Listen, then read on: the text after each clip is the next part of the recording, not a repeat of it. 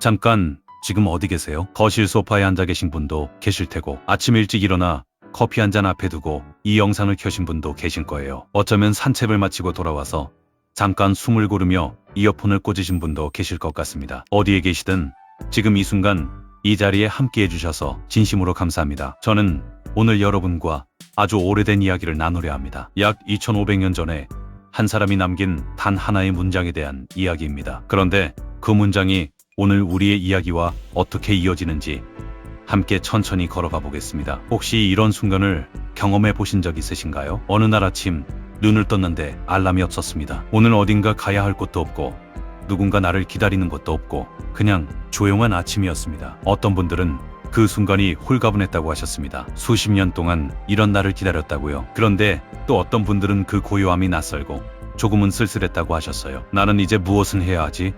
하는 생각이 밀려왔다고요. 은퇴, 참 묘한 단어입니다. 어떤 사람에게는 자유의 시작이고 어떤 사람에게는 역할의 끝처럼 느껴지기도 합니다. 수십 년 동안 직함이 있었고 역할이 있었고 매일 아침 일어나야 할 이유가 있었는데 어느 날 그것들이 한꺼번에 사라진 느낌, 그 감각을 이 자리에서 함께 나누고 싶습니다. 60대, 70대, 우리 사회는 이 나이를 어떻게 부르나요? 노년기라고 부르기도 하고 요즘은 제2의 인생이라고도 합니다. 황금기라고 부르는 분들도 계시고 솔직하게 힘든 시기 나고 말씀하시는 분들도 계십니다. 자녀들은 다 자라 각자의 자리를 찾아갔고 배우자와 둘만 남거나 혼자인 시간이 길어졌습니다. 몸은 예전 같지 않고 무릎이 시리거나 손목이 뻐근한 날들이 늘어났습니다. 오래된 친구 중에 먼저 떠난 이도 생겼고 장례식장 가는 일이 결혼식 가는 일보다 잦아졌다는 말씀을 하시는 분도 계십니다. 이런 이야기를 드리는 것이 무겁게 느껴지실 수 있어요. 하지만 저는 이 현실을 외면하고 싶지 않습니다. 왜냐하면 진짜 이야기는 바로 이 자리에서 시작되기 때문입니다. 이 모든 변화 속에서 우리에게 남은 것이 무엇이냐고 묻는다면 저는 이렇게 대답하고 싶습니다. 배움입니다. 배움이라는 단어를 들으셨을 때 어떤 이미지가 먼저 떠오르셨나요? 혹시 시험 공부, 교과서, 학교 그런 것들이 떠오르지는 않으셨나요? 많은 분들이 그러십니다. 우리에게 배움은 어린 시절이나 젊은 날의 이야기처럼 느껴지기도 하거든요. 그런데 오늘 저는 여러분께 말씀드리고 싶습니다. 배움은 나이와 관계가 없다고. 아니, 어쩌면 지금 이 나이에 비로소 진짜 배움이 시작될 수 있다고. 그리고 이 이야기를 무려 2500년 전에 이미 해놓은 사람이 있습니다. 바로 공자입니다. 하기 시습지 불영여로 배우고 때때로 익히면 또한 기쁘지 아니한가. 이 문장은 공자의 말씀을 담은 책인 논어만데 첫 번째 상장, 공자의 제자들이 스승의 가르침을 모아 기록했는데 수많은 말씀 중에서 가장 첫 문장으로 이것을 선택했다는 것, 그게 이미 특별합니다. 제자들은 왜 이 문장을 가장 앞에 두었을까요? 아마도 이 한 문장이 경자, 철학 전체를 담고 있다고 생각했기 때문일 것입니다. 자, 이 문장을 천천히 들여다봅시다. 첫 번째 글자 합배운다, 배운다는 뜻입니다. 그런데 여기서 배움이란 단순히 책을 읽거나 강의를 듣는 것만을 말하지 않습니다. 새로운 것을 접하고 이해하고 내 것으로 받아들이려는 모든 활동이 배움입니다. 새로운 요리법을 배우는 것도 배움이고 손주와 대화하면서 요즘 세상 이야기를 듣는 것도 배움이고 낯선 동네를 걸으면서 새로운 길을 발견하는 것도 배움입니다. 공자에게 배움은 교실 안에서만 일어나는 일이 아니었습니다. 두 번째, 시습지 때때로 익힌다. 때때로 익힌다는 말이 참 중요합니다. 습적 울지 이라는 글자를 보면 새가 날개를 퍼덕이는 모습을 형상화한 글자입니다. 새 새끼가 날기 위해 날개를 반복해서 움직이는 것처럼 배운 것을 반복해서 연습하고 몸에 익힌다는 뜻입니다. 그리고 시 때때로, 이것은 그냥 가끔이 아닙니다. 적절한 때에 꾸준히 반복해서라는 의미입니다. 배운 것을 한번 듣고 끝내는 것이 아니라 생활 속에서 계속 써보고 익히고 내 것으로 만들어가는 과정, 이것이 시습지입니다. 세 번째, 여로 또한 기쁘지 아니한가. 그리고 그 결과가 무엇이냐고요?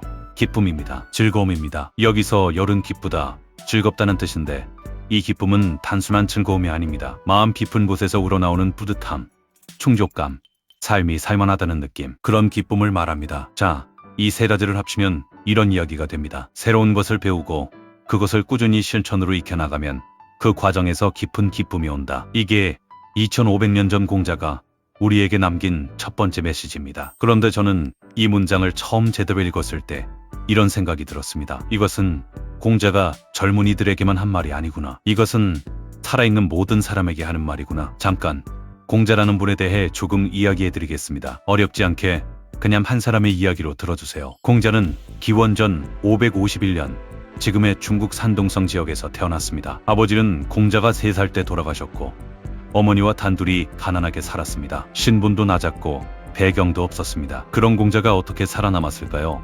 배움으로 살아남았습니다. 닥치는 대로 배웠습니다. 예절을 배우고 음악을 배우고 역사를 배우고 화를 배우고 술에 모는 법도 배웠습니다. 배움이 그의 유일한 무기였습니다. 공자가 살던 시대는 춘추시대라고 불리는 나라와 나라가 끊임없이 싸우고 백성들이 고통받던 시대였습니다. 힘 있는 자가 모든 것을 차지하고 약한 자는 짓밟히던 세상이었습니다. 공자는 이 세상을 어떻게 바꿀 수 있을까 고민했습니다. 그리고 내린 결론이 있었습니다. 사람이 사람답게 사는 법을 배워야 한다. 군사력이 아니라 배움으로 세상을 바꾸자. 지식이 아니라 인간다운 삶의 태도를 배우자. 공자가 강조한 배움은 시험을 위한 공부가 아니었습니다. 더 좋은 사람이 되기 위한 공부였습니다. 더 나은 관계를 맺기 위한 공부였습니다. 더 따뜻한 세상을 만들기 위한 공부였습니다. 그래서 공자의 배움은 삶의 태도이자 살아가는 방식 그 자체였습니다. 공자는 이렇게도 말했습니다. 나는 15살에 배움의 뜻을 주었고 30에 자립했으며 40에 흔들리지 않았고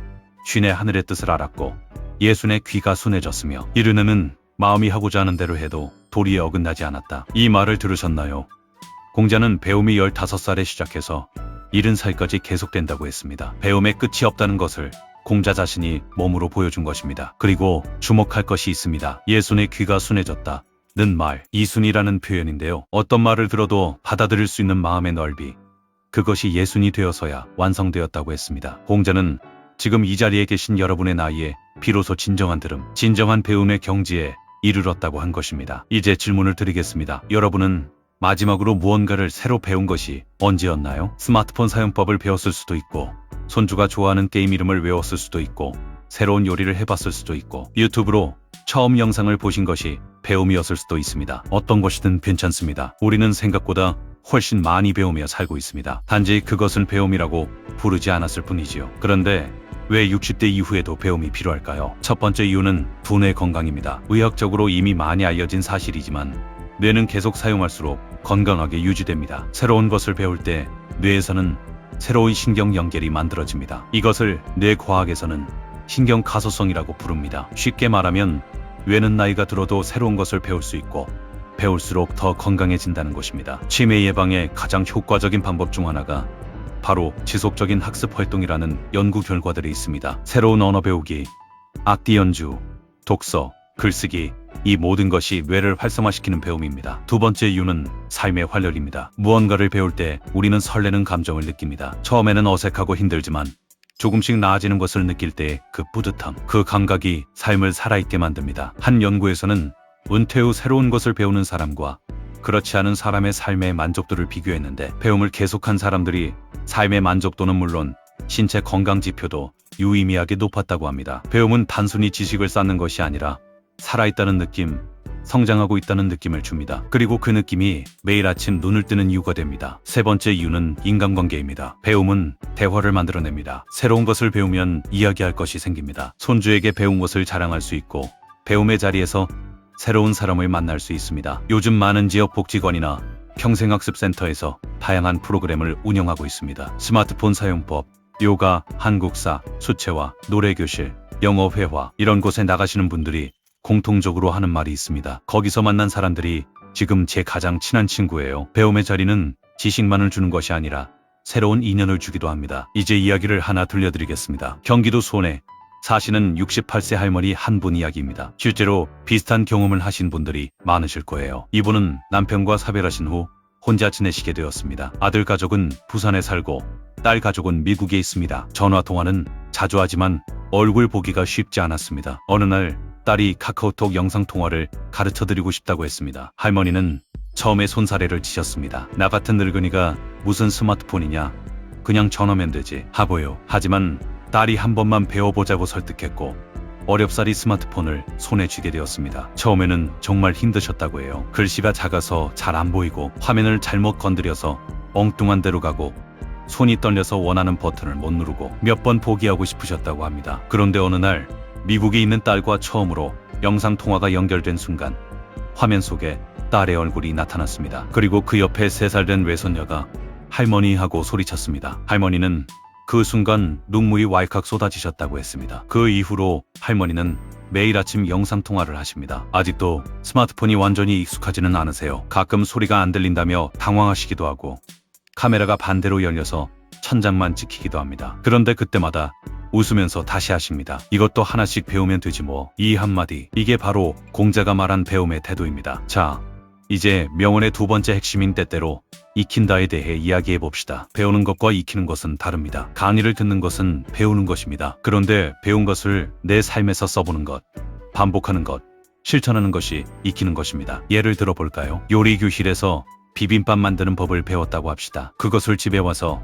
한번 만들어 보면 배운 것입니다. 그런데 일주일에 한 번씩 직접 만들어 보고 이번에는 나물을 좀 다르게 해보고 양념을 내 입맛에 맞게 바꿔보면서 나만의 비빔밥이 완성되는 과정. 그것이 익히는 것입니다. 그리고 익힌다는 것은 단순한 반복이 아닙니다. 반복하는 과정에서 내 것이 되는 과정입니다. 공자는 때때로는 표현을 썼습니다. 적당한 간격으로 꾸준히. 이것이 참 지혜롭습니다. 매일 해야 한다고 하면 부담스럽습니다. 가끔 하면 된다고 하면 하지 않게 됩니다. 그래서 때때로 적절하게 꾸준히. 운동도 그렇습니다. 오늘 2시간 운동했다고 건강이 좋아지지는 않습니다. 매일 20분씩 꾸준히 하는 것이 훨씬 효과적이죠. 배움도 마찬가지입니다. 한 번에 몰아서 하는 것보다 조금씩 꾸준히 하는 것이 훨씬 깊은 익힘으로 이어집니다. 지금 여러분께 여쭤보고 싶습니다. 여러분의 삶에서 때때로 익힌 것들이 있으신가요? 매일 아침 신문을 읽는 것, 매일 저녁 짧은 산책을 하는 것, 일기를 쓰는 것, 손주에게 편지를 보내는 것. 이 작은 습관들이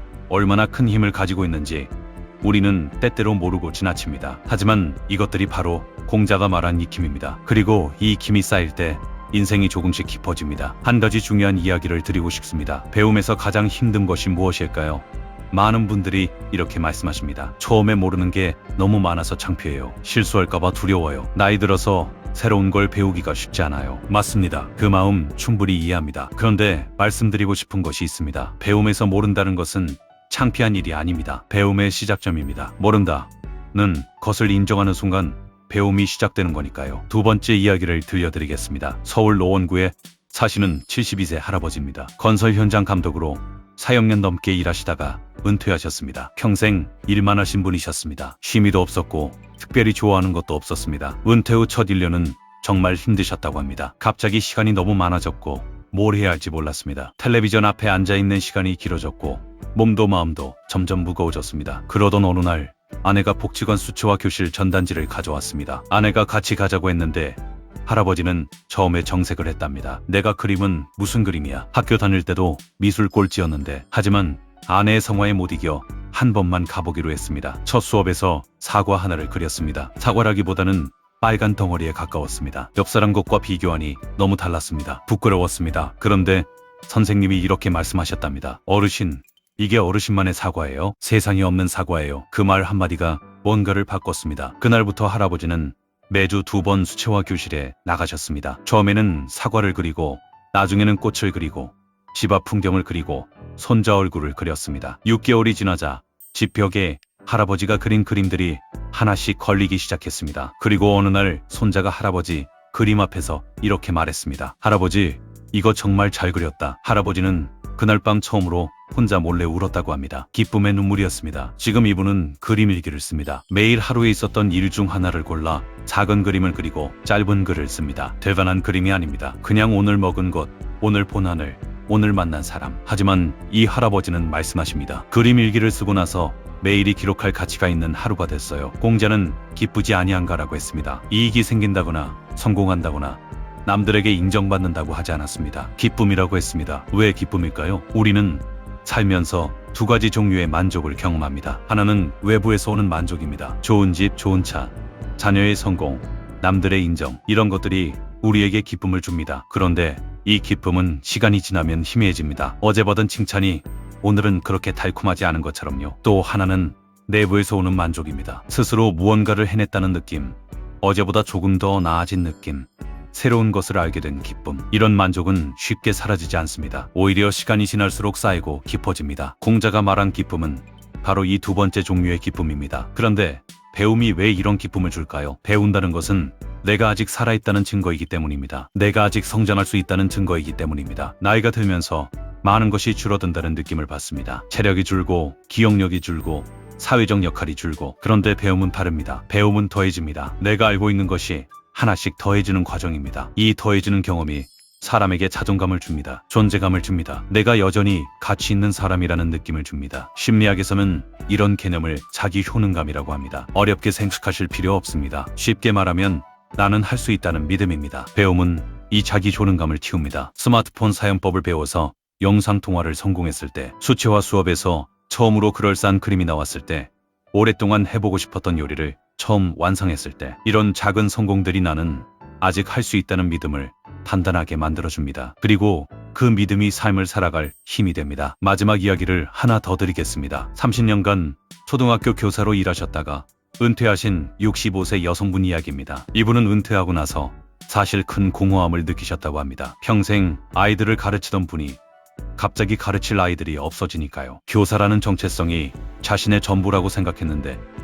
그것이 사라진 느낌이었다고 하셨습니다. 그러다가 어느 날 동네 도서관에서 공고를 보셨습니다. 어르신 디지털 배움터 스마트폰, 유튜브, 카카오 사용법 교육. 그런데 이분이 신청을 하신 것이 단순히 배우러 가신 게 아니었습니다. 나도 가르쳐 드릴 수 있겠다 싶어서요. 이분은 일단 먼저 그 프로그램을 수료하셨습니다. 그리고 운영하는 기관에 자원봉사 강사를 신청하셨습니다. 처음에는 걱정이 많으셨습니다. 교사 경력이 있다고는 해도 이건 내가 잘 모르는 분야인데 괜히 나섰나 싶으셨다고요. 그런데 막상 가르치기 시작하니까 옛날 감각이 살아났습니다. 어르신들이 어려워하시는 부분이 보였습니다. 어떻게 설명하면 이해하실지 느낌이 왔습니다. 그리고 어르신들이 하나씩 따라하시면서 환하게 웃으실 때 가슴이 뛰었습니다. 선생님 덕분에 손자랑 영상통화했어요. 하는 말 한마디에 그날 하루가 행복했다고 하셨습니다. 이분은 지금도 매주 2번 자원봉사 강사로 나가십니다. 그리고 가르치기 위해 계속 더 공부하십니다. 배움이 가르침이 되고 가르침이 다시 배움이 되는 순환. 이것이 이분의 제2의 인생이 된 것입니다. 오늘 나는 무엇을 배웠는가? 거창한 것이 아니어도 됩니다. 아주 작은 것도 괜찮습니다. 오늘 날씨가 변덕스럽다는 것. 오늘 먹은 된장국이 생각보다 맛있었다는 것. 오늘 본 드라마에서 누군가의 말 한마디가 마음에 남았다는 것. 이 작은 배움들을 소중하게 여겨주세요. 그리고 내일도 모레도 그 다음날도 계속 배워주세요. 그 배움의 과정에서 공자가 약속한 기쁨이 여러분 곁에 오기를 진심으로 바랍니다. 배우고 때때로 익히면 또한 기쁘지 아니한가. 오늘 이 시간 함께 해주셔서 진심으로 감사합니다. 여러분의 제2의 인생을 진심으로 응원합니다.